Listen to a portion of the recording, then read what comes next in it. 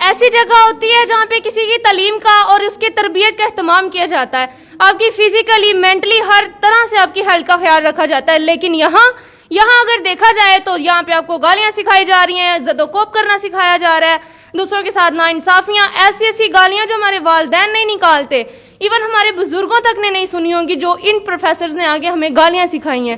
کیا ہم اس لیے پیدا ہوئے تھے کہ ہم گالیاں سیکھیں, یا اس لیے کہ ان کے کالجز کی صفائی کریں؟ صفائیوں کے لیے تو اللہ تعالیٰ نے ہمیں گھر بھی دیا ہوا ہے, ہمیں جھونپڑیاں دی ہوئی ہیں جہاں سے ہم آتے ہیں. ہم وہاں کی صفائیاں نہیں کر سکتے کیا؟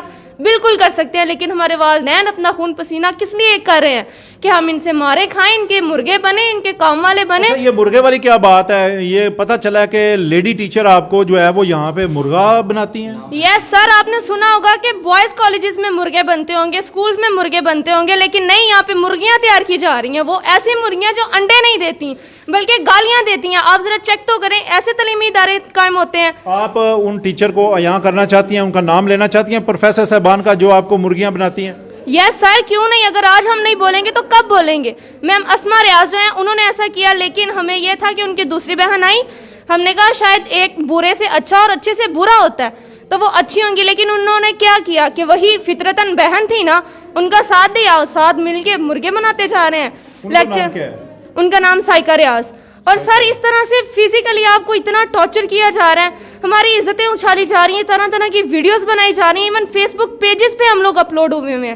یہ چیزیں, عورت کی عزت کرنا سیکھیں. اب تو خود عورتیں اپنی عزتیں خود اچھال رہے ہیں اور ہماری بھی اچھال رہے ہیں.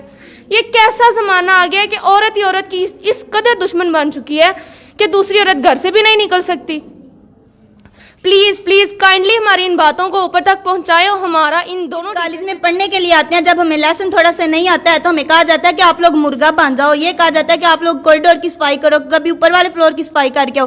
ہم یہاں پہ پڑھنے کے لیے آتے ہیں, نہ کہ تھپڑ کھانے کے لیے آتے ہیں, نہ مرغا بننے کے لیے آتے ہیں, اور نہ یہاں کی صفائیاں کرنے کے لیے آتے ہیں. ہمارے گھر والے تعلیم و تربیت کے لیے بھیجتے ہیں, نہ کہ یہ بولتے ہیں کہ صفائیاں کرے. اگر صفائیاں ہی کرنی ہے تو وہ ہم گھر میں بھی کر سکتے ہیں. اچھا یہ بتائیں بیٹا کہ آپ کو پتہ چلا ہے ہمیں کہ ٹیچرز وغیرہ ادھر بڑی گندی گندی گالیاں بھی دیتی ہیں, کیا بات ہے؟ جی بالکل ایسی بات ہے, ہمیں گالیاں بھی دی جاتی ہیں. ہمارے پیرنٹس نے ہماری تربیت بہت اچھی کی ہے, لیکن ہمارے گھر والوں کے ساتھ اور ہماری تربیت کو بھی اچھالا جاتا ہے. یہاں پہ سر کر کے بولنا ہے آپ نے, شارٹ میں بولنا ہے, 1 منٹ. اچھا یہ بتائیے گا, یہ جو آپ نے آپ کی اسٹوڈنٹس ہیں وہ ٹیچر کے خلاف کمپلین کر رہی ہیں کہ ہمیں مرغا بناتی ہیں, تشدد کرتی ہیں اور ہمیں زد و کوب کرتی ہیں, گالیاں بھی نکالتی ہیں, تو اس کے بارے میں آپ کیا کہیں گی؟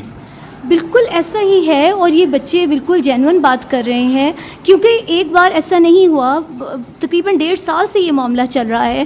اسی حرکت کی بنیاد پہ آسما ریاض کو, جو پنجابی کی لیکچرار ہے, اس کو ڈی سیٹ کیا گیا تھا, اس کو کالج کی انچارجشپ سے ہٹایا گیا تھا, کیونکہ وہ بچوں کو تھپڑ مارتی تھی, تھریٹ کرتی تھی, ابیوسو لینگویج استعمال کرتی تھی. اس کے مس کنڈکٹ, مس بیہیویئر کی وجہ سے اس کو ڈی سیٹ کیا گیا تھا. لیکن اس کے بعد جتنی پرنسپلز آئی ہیں اس نے ان سب کو بھی ستایا ہے, تنگ کیا ہے, اسٹاف کو تنگ کیا ہے. اس کی وجہ سے بہت سے لوگ یہاں سے ٹرانسفر کروا کے چلے گئے. بہت سی بچیاں ایسی ہیں جو کہتی ہیں کہ میم جب تک یہ یہاں پہ موجود ہوں گی ہم نے کالج میں ایڈمیشن نہیں لینا.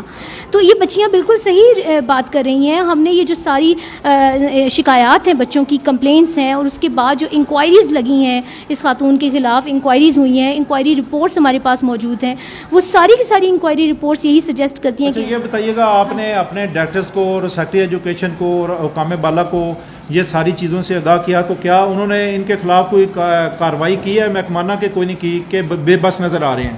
بالکل کارروائیاں ہوئی ہیں, لیکن انکوائریز ہوئی ہیں, انکوائریز کے ڈیسیژنز پینڈنگ ہو جاتے ہیں. اتنے کانٹیکٹس ہیں ان خواتین کے کہ انکوائریز کے ڈیسیژنز نہیں آتے. ہم بھی بے بس ہیں, ڈائریکٹر صاحب بے بس ہیں.